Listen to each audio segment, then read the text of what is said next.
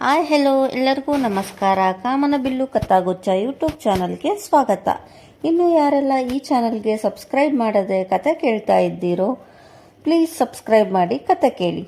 ಹಾಗೆ ನನ್ನ ಈ ಕತೆ ನಿಮಗೆ ಇಷ್ಟ ಆದರೆ ಲೈಕ್ ಮಾಡಿ, ಕಮೆಂಟ್ ಮಾಡಿ, ಶೇರ್ ಮಾಡಿ. ಪದ್ಮಗಂಧಿನಿ ಭಾಗ 62. ನಾನು ಬರೀ ನಿನ್ನ ಕೈ ಸೋಕಿದರೆ ಸಾಕು, ನಿನ್ನ ಮೈ ಮೇಲೆ ಕೆಂಡ ಸುರಿದವಳ ಹಾಗೆ ಆಡುತ್ತಿದ್ದೆ. ಆದರೆ ಇಂದು ಇವನನ್ನು ರಸ್ತೆಯಲ್ಲಿ ತಬ್ಬಿ ಕುಳಿತಿದ್ದೀಯಾ, ಅದು ಹೇಗೆ? ಅಂದರೆ ನೀನು ಸಿಟಿಗೆ ಓದಲು ಬಂದ ಮೇಲೆ ನಿನಗೆ ದುಡ್ಡಿರುವವನು ಸಿಕ್ಕಿದ್ದಾನೆ ಅಂತಾಯ್ತು ಎಂದು ಬಂದಂತಹ ಪರಿಚಯ ಧ್ವನಿ ಎಡೆಗೆ ನೋಡುತ್ತಿದ್ದ ಹಾಗೆ ಪಾತಾಳಕ್ಕೆ ಕುಸಿದು ಹೋದಳು ಧೃತಿ. ಆದಿಯ ಬೈಕ್ಗೆ ಅಡ್ಡಲಾಗಿ 2 ಪ್ಯಾಂಟಿನ ಕಿಸೆಯೊಳಗೂ ಕೈ ಇರಿಸಿ ಕೋಪದಲ್ಲಿಯೇ ನಿಂತಿದ್ದಾನೆ ಶ್ರೀಪಾದ್. ಶ್ರೀಪಾದ್ ಬೆಂಗಳೂರಿಗೆ ಬಂದು ಆಗಲೇ 15 ದಿನವಾಗಿತ್ತು. ಈಗಾಗಲೇ ಅವನ ಓದು ಮುಗಿದಿದ್ದರಿಂದ ತಮ್ಮ ಪರಿಚಯಸ್ಥರ ಮನೆಯಲ್ಲಿ ಉಳಿದು ಕಂಪನಿಗಳಲ್ಲಿ ಕೆಲಸ ಹುಡುಕುತ್ತಿದ್ದನು. ಇಂದು ವಿಧಿಯ ಲೀಲೆ ಎನ್ನುವಂತೆ ಆದಿಯ ಜೊತೆಯಲ್ಲಿ ಇದ್ದ ಧೃತಿ ಅವನ ಕಣ್ಣಿಗೆ ಬಿದ್ದಿದ್ದಳು.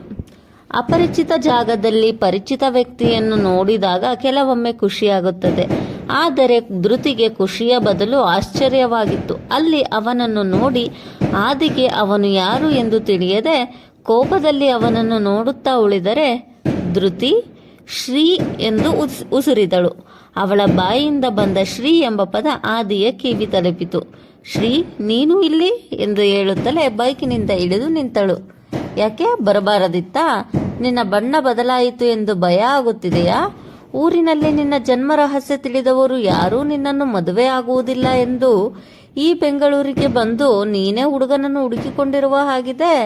ತನ್ನ ಪ್ರೀತಿಯನ್ನು ತಿರಸ್ಕಾರ ಮಾಡಿದಳಲ್ಲ ಎನ್ನುವ ಕೋಪದಿಂದ ಈ ರೀತಿ ಎಲ್ಲ ಮಾತನಾಡುತ್ತಿದ್ದನು ಶ್ರೀಪಾದ್. ಶ್ರೀ, ಮಾತಿನ ಮೇಲೆ ಹಿಡಿತವಿರಲಿ. ಸತ್ಯ ತಿಳಿಯದೆ ಬಾಯಿಗೆ ಬಂದ ಹಾಗೆ ಮಾತನಾಡಬೇಡ ಎಂದವಳು ಆದಿಯೆಡೆಗೆ ನೋಡಿ ಸುಮ್ಮನಾದಳು.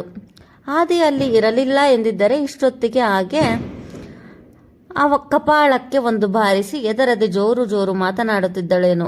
ಆದರೆ ಅಲ್ಲಿ ಆದಿ ಇರುವುದನ್ನು ನೋಡಿ ಅವನ ಮುಂದೆ ಮಾತನಾಡಲು ಆಗದೆ ಬಿಡಲು ಆಗದೆ ಅಡ್ಡ ಕತ್ತರಿಯಲ್ಲಿ ಸಿಕ್ಕಾಡಿಕೆಯಂತಾಗಿತ್ತು ಅವಳ ಪರಿಸ್ಥಿತಿ. ಅಂಗೈವನಿಗೆ ಕನ್ನಡಿ ಬೇಕಾಗಿಲ್ಲ.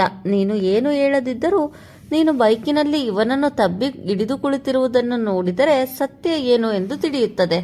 ಅದೇ ನಾನು ಇಷ್ಟ ಇಲ್ಲ, ನನ್ನತನವನ್ನು ನಾನು ಎಂದಿಗೂ ಬಿಡುವುದಿಲ್ಲ ಎಂದು ದೊಡ್ಡ ದೊಡ್ಡ ಮಾತನಾಡುತ್ತಿದ್ದೆ. ಆದರೆ ಇಲ್ಲಿ ದುಡ್ಡಿರುವವನು ಸಿಕ್ಕಿದ್ದಾನೆ ಎಂದು ನೀನೇ ಅವನನ್ನು ತಬ್ಬಿ ಕುಳಿತಿದ್ದೀಯ ಎಂದು ಶ್ರೀ ವ್ಯಂಗ್ಯವಾಗಿ ಹೇಳುತ್ತಿದ್ದ ಹಾಗೆ ಇಷ್ಟರವರೆಗೂ ಮೌನವಾಗಿದ್ದಂತಹ ಆದಿ ತನ್ನ ತಲೆಗೆ ಹಾಕಿದ್ದ ಹೆಲ್ಮೆಟ್ ತೆಗೆದು, ಯಾರು ನೀನು? ರಸ್ತೆಯಲ್ಲಿ ಏನು ನಿನ್ನ ಹುಚ್ಚಾಟ?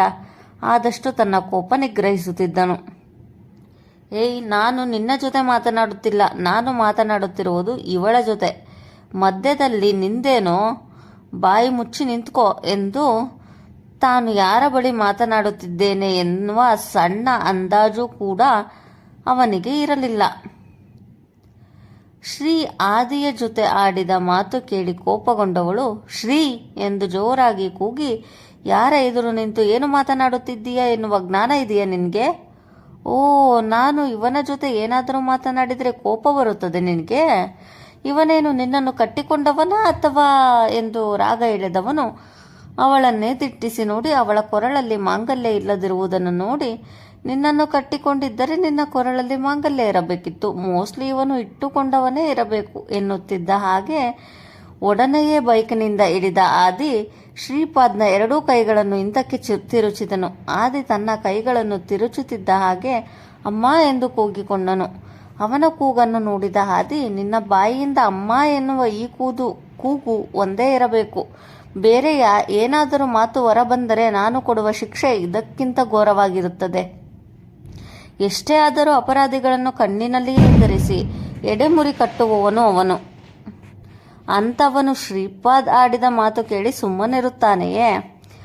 ಆದಿಯ ಅವತಾರವನ್ನು ನೋಡಿ ಎದರಿದವಳು ಅವನ ಬಳಿಗೆ ಹೋಗಿ ಅವನ ಕೈ ಹಿಡಿದು, ಏನು ಮಾಡುತ್ತಿದ್ದೀರಾ? ಪ್ಲೀಸ್ ಬಿಡಿ ಅವನನ್ನು ಎಂದಳು. ನಡು ರಸ್ತೆ ಎನ್ನುವುದನ್ನು ಮರೆತು ಹೇಗೆ ಮಾತನಾಡುತ್ತಿದ್ದಾನೆ ಎಂದು ನೋಡಿದೆಯಾ? ಇಂಥವನನ್ನು ಬಿಡಬೇಕಾ? ಇವನನ್ನು ಸ್ಟೇಷನ್ಗೆ ಕರೆದುಕೊಂಡು ಹೋಗಿ 4 ಬಾರಿಸಿದರೆ ಬುದ್ಧಿ ಬರುವುದು ಎಂದನು. ಅವನ ಮಾತು ಕೇಳಿ ಇನ್ನೂ ಎದರಿದವಳು ಅವನು ನಮ್ಮೂರಿನವನು, ಪ್ಲೀಸ್ ಬಿಟ್ಟು ಬಿಡಿ ಎಂದು ವಿನಂತಿಸಿದಳು. ಅದಾಗಲೇ ಅವಳ ಕಣ್ಣುಗಳು ತುಂಬಿದವು. ಅದೇಕೋ ಅವಳ ಕಣ್ಣೀರು ನೋಡಿ ಸಹಿಸದಾದವನು ಅವ ಧೃತಿ ಹೇಳುತ್ತಿದ್ದಾಳೆ ಎಂದು ಬಿಡುತ್ತಿದ್ದೇನೆ. ಇನ್ನೊಮ್ಮೆ ನನ್ನ ಕಣ್ಣ ಮುಂದೆ ಕಾಣಿಸಿಕೊಂಡರೆ ನಿನ್ನನ್ನು ಸುಮ್ಮನೆ ಬಿಡುವುದಿಲ್ಲ ಎಂದು ಎಚ್ಚರಿಕೆ ನೀಡಿ ಅವನನ್ನು ಬಿಟ್ಟು ಬೈಕ್ ಮೇಲೆ ಕುಳಿತವನು ಧೃತಿಯನ್ನು ಕುಳಿತುಕೋ ಎಂದು ಹೇಳುತ್ತಿದ್ದ ಹಾಗೆ ನೋವಿನಲ್ಲಿ ಮುಖ ಕಿವುಚುತ್ತಿದ್ದ ಶ್ರೀಪಾದ್ನನ್ನು ನೋಡಿಕೊಂಡು ಬೈಕಿನಲ್ಲಿ ಕುಳಿತಳು. ಆದಿ ಬೈಕ್ ಓಡಿಸುತ್ತಿದ್ದರೂ ಸಹ ಅವನು ಯಾರು, ಅವನು ಯಾಕೆ ಹಾಗೆ ಮಾತನಾಡುತ್ತಿದ್ದ ಎಂದು ಒಂದೂ ಮಾತನ್ನು ಕೇಳದವನನ್ನು ನೋಡಿ ಆಶ್ಚರ್ಯವಾಗಿತ್ತು ಅವಳಿಗೆ. ಇವರು ಏನೂ ಕೇಳಲಿಲ್ಲ ಎಂದು ನಾನು ಏನೂ ಹೇಳಲಿಲ್ಲ ಎಂದರೆ ತಪ್ಪಾಗುತ್ತದೆ. ಎಲ್ಲ ವಿಷಯವನ್ನು ಹೇಳಬೇಕು ಎಂದು ಆಗಲೇ ಯೋಚಿಸಿ ನನಗೆ ಕಾಫಿ ಬೇಕು ಎಂದಳು. ಅವಳ ಮಾತಿಗೆ ಅವನು ಏನೂ ಹೇಳದೆ ಇರುವುದನ್ನು ನೋಡಿ ತಾನು ಹೇಳಿದ್ದು ಕೇಳಿಸಲಿಲ್ಲವೇನೋ ಎಂದು ಯೋಚಿಸಿ ನನಗೆ ಕಾಫಿ ಕುಡಿಯಬೇಕು ಎನಿಸುತ್ತಿದೆ ಎಂದಳು. ಮತ್ತೊಮ್ಮೆ ಅವನಿಗೆ ಅವಳ ಮೊದಲ ಬಾರಿಗೆ ಹೇಳಿದಾಗಲೇ ಕೇಳಿಸಿತು. ಆದರೆ ಏನೂ ಮಾತನಾಡದೆ ಕಾಫಿ ಶಾಪ್ ಮುಂದೆ ಇದ್ದಿದ್ದರಿಂದ ಹಾಗೆ ಮೌನವಾಗಿ ಹೋಗುತ್ತಿದ್ದನು.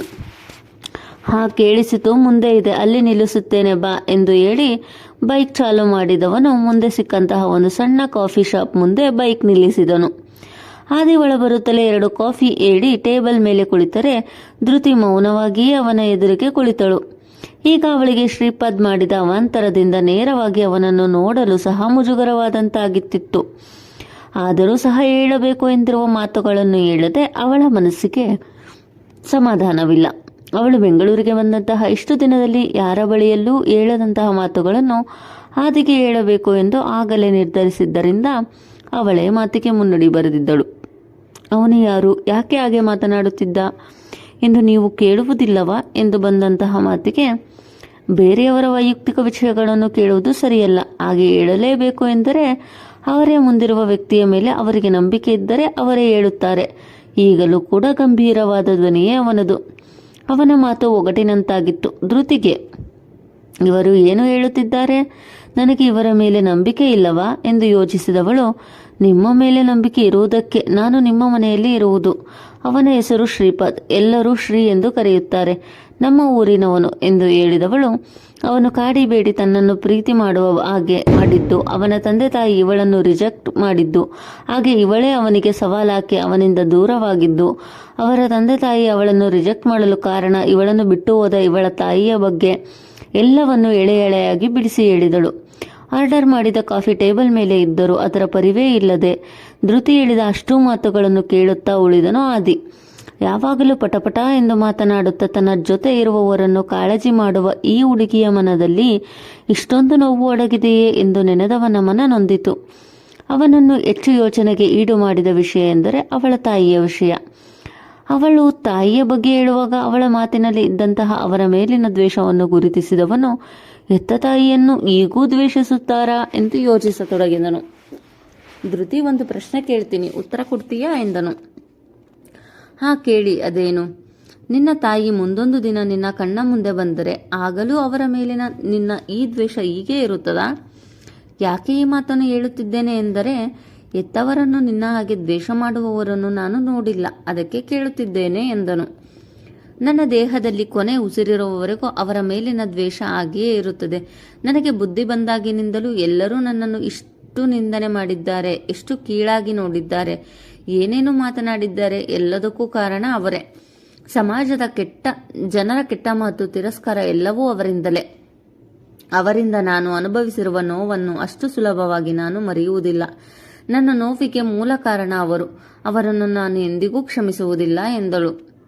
ಅವಳ ಮಾತನ್ನು ಕೇಳಿ ಚಿಕ್ಕ ವಯಸ್ಸಿನಿಂದಲೂ ಅದೆಷ್ಟು ನೊಂದಿದ್ದಾಳೆ ಎಂದು ಅರಿವಾಗಿತ್ತು ಅವನಿಗೆ. ಹಾಗಲ್ಲ ಧೃತಿ, ಪ್ರತ್ಯಕ್ಷ ಕಂಡರೂ ಪ್ರಮಾಣಿಸಿ ನೋಡು ಎಂದು ಹೇಳುತ್ತಾರೆ. ಅಂಥದ್ರಲ್ಲಿ ಅವರು ನಿಮ್ಮ ಮನೆ ಬಿಟ್ಟು ಹೋಗಿದ್ದಾರೆ ಎಂದರೆ ಅವರ ಪರಿಸ್ಥಿತಿ ಏನಿತ್ತೋ ಏನೋ ಎಂದು ನಾವು ಅರಿಯಬೇಕಲ್ಲವಾ? ಯಾವುದು ಪರಿಸ್ಥಿತಿ? ಎತ್ತ ಮಗಳನ್ನು, ಅದು ಹಸುಗೂಸು ಎಂದು ತಿಳಿದು ಸಹ ಬಿಟ್ಟು ಇನ್ನೊಬ್ಬರ ಜೊತೆ ಹೋಗುವಂತಹ ಅನಿವಾರ್ಯತೆಯಾದರೂ ಏನಿತ್ತು? ಹಾಗೇನಾದರೂ ನನ್ನ ಅಪ್ಪನ ಜೊತೆ ಜಗಳ ಇದ್ದಿದ್ದರೆ ನನ್ನನ್ನು ಕರೆದುಕೊಂಡು ಹೋಗಬಹುದಿತ್ತಲ್ಲವಾ? ಅದೆಷ್ಟೋ ತಾಯಂದಿರು ತಮಗೆ ಎಷ್ಟೇ ಕಷ್ಟ ಬಂದರೂ ಮಕ್ಕಳಿಗೋಸ್ಕರ ಎಲ್ಲವನ್ನೂ ಸಹಿಸಿ ಬದುಕುತ್ತಾರೆ. ಆದರೆ ಇವರು ಯಾವ ಪರಿಸ್ಥಿತಿಯೂ ಇಲ್ಲ. ಅವರಿಗೆ ಎತ್ತ ಮಗಳ ಮೇಲಿನ ಪ್ರೀತಿಗಿಂತ ಪ್ರೀತಿಸಿದವನ ಮೇಲಿನ ಮೋಹವೇ ಹೆಚ್ಚಾಗಿ ನನ್ನನ್ನು ಬಿಸಾಡಿ ಹೋಗಿದ್ದಾರೆ. ನನ್ನ ಜೀವನದಲ್ಲಿ ನಾನು ದ್ವೇಷಿಸುವ ವ್ಯಕ್ತಿ ಎಂದರೆ ಅವರೊಬ್ಬರೇ. ಅವರನ್ನು ನಾನು ಎಂದಿಗೂ ಕ್ಷಮಿಸುವುದಿಲ್ಲ ಎಂದು ತನ್ನ ಮುಂದೆ ಇದ್ದಂತಹ ಕಾಫಿಯನ್ನು ಕೋಪಕ್ಕೆ ನೆಲದ ಪಾಲು ಮಾಡಿದ್ದಳು. ಅವಳ ಕಣ್ಣಿನಲ್ಲಿ ದ್ವೇಷದ ಜ್ವಾಲೆ ಒತ್ತಿ ಉರಿಯುವುದನ್ನು ಗಮನಿಸಿದನು ಆದಿ. ಆಗಲೇ ಅವಳ ಕಣ್ಣು ಕೆಂಪಡರಿದ್ದವು. ತಕ್ಷಣಕ್ಕೆ ಅವಳ ಕೈ ಹಿಡಿದವನು, ಧೃತಿ, ಕಾಮ್ ಡೌನ್ ಎಂದು ಸಮಾಧಾನ ಮಾಡಿದನು. ಕ್ಷಣಗಳ ತರುವಾಯ ತಾನು ಏನು ಮಾಡಿದೆ ಎಂದು ಅರಿವಾಗಿ ಸಾರಿ ಕೇಳಿದಳು. ದತ್ತಾತ್ರೇಯ ಅವರು ಹೇಳಿದ ಹಾಗೆ ರೇಷನ್ ತೆಗೆದುಕೊಂಡವಳು ತರಕಾರಿ ತೆಗೆದುಕೊಳ್ಳಲು ಹೋದಾಗ ಅವಳಿಗೆ ಯಾವ ತರಕಾರಿಯನ್ನು ತೆಗೆದುಕೊಳ್ಳಬೇಕು ಎಂದು ತಿಳಿಯದೆ ಆದಿಯನ್ನು ಕೇಳುತ್ತಿದ್ದಳು. ಆದಿ ಕೂಡ ಅದು ಬೇಡ, ಇದು ತಗೋ, ಹಾಗೆ ಎಷ್ಟು ತಗೋಬೇಕು ಎಂದು ಹೇಳುತ್ತಿದ್ದನು.